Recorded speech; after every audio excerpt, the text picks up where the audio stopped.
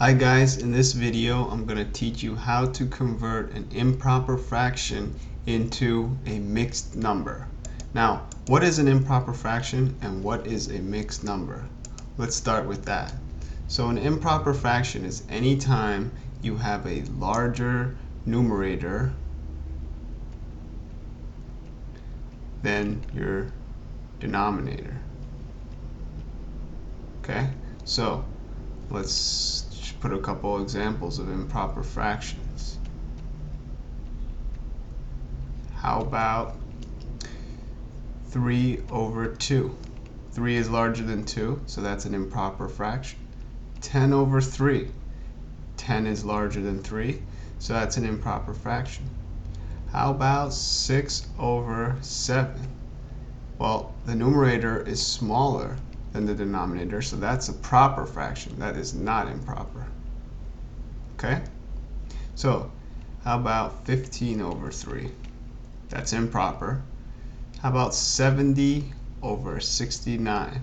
Improper, right? The numerator is larger than the denominator. Okay? So, you get the idea. And a mixed number is something like 3 1/3, 2 1/2, 6 5/6, and so on. How about 7 1/2? Okay? So these are all examples of mixed numbers. There's a number and a fraction, a number and a fraction, a number and a fraction, a number and a fraction together. Okay? So these are mixed numbers, and these are improper fractions.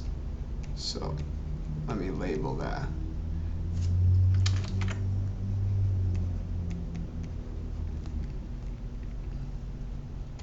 And so what we're going to learn here is how to convert an improper fraction into a mixed number.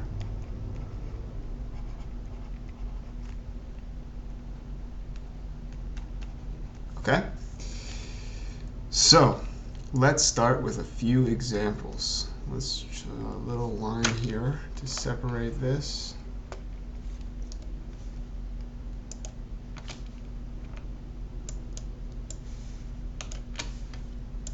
And let's start with a few examples. How about using the ones we wrote here?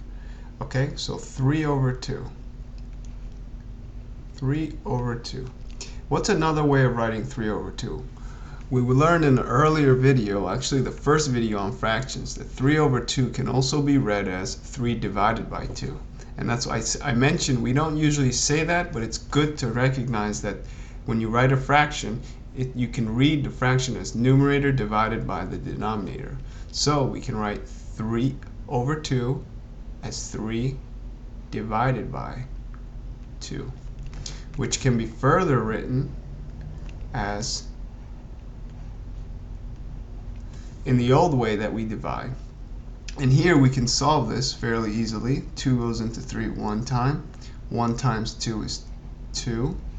Subtract, we get 1. And we've learned to write the remainder over the divisor. Okay? So this equals 1 1/2. That's how you read that. 1 1/2. So we've converted an improper fraction over here into a mixed number over here. Okay? Let's do a few more examples. How about 10 over 3? Continuing with our examples of improper fractions we came up with. 10 over 3 we can write as 10 divided by 3. And then we can further write this in the old way that we're used to dividing numbers. 3 goes into 10 3 times. 3 times 3 is 9. 10 minus 9 is 1. And you take the remainder and you write it over the denominator. I mean the divisor. So 1 over 3. Okay? So the remainder goes over here, and the divisor comes over here. So we get 3 1/3. That's read 3 1/3. Maybe I'll make this process, this dividing with a remainder a little clearer in this next example, just in case you haven't seen this before. How about 15 over 4, so we get a remainder, because 15 over 3 we would have no remainder. Okay, 15 divided by 4, so excuse me. We write that in the classic way that we've learned to do division. 4 goes into 15 3 times. 3 times 4 is 12, and so we get a remainder of 3.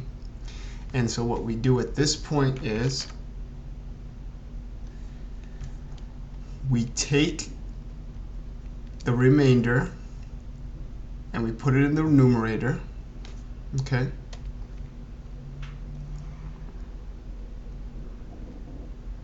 And then we take the divisor and we put it in the denominator, okay? And I'll do that with green. Okay? And then when we rewrite this whole thing, it becomes 3 3/4. Okay? Let's do another example without a remainder now. So you see that it's possible to have no remainder. 15 over 3 can be read 15 divided by 3, which we can rewrite in the classic way we've learned to divide as 15 divided by 3, which is 5. 3 times 5 is 15. 15 minus 15 is 0, so we have no remainder. And so this fraction over here equals 5. We've converted an improper fraction into a number. Okay? Now, in the next video, I'm going to teach you how to convert going the other way, which is going from a mixed number to an improper fraction. And you would think, hey, why do you want me to go that way? Because a lot of times when we're asked to add, subtract, divide, and multiply mixed numbers, we actually need to first convert them into improper fractions before we can proceed with any of the arithmetic, before we can do any of the addition, subtraction, multiplication, and division. Okay? And then a lot of times when we get the final answer, if the answer is in the form of an improper fraction like these over here, then we have to learn how to convert these back again this way. And that's what we actually did in this video. Okay? So make sure to subscribe so that you get all the newly released tutorials and in a timely fashion. Watch them in the proper sequence, and make sure to comment and practice, practice, practice. Till next time, have a great day.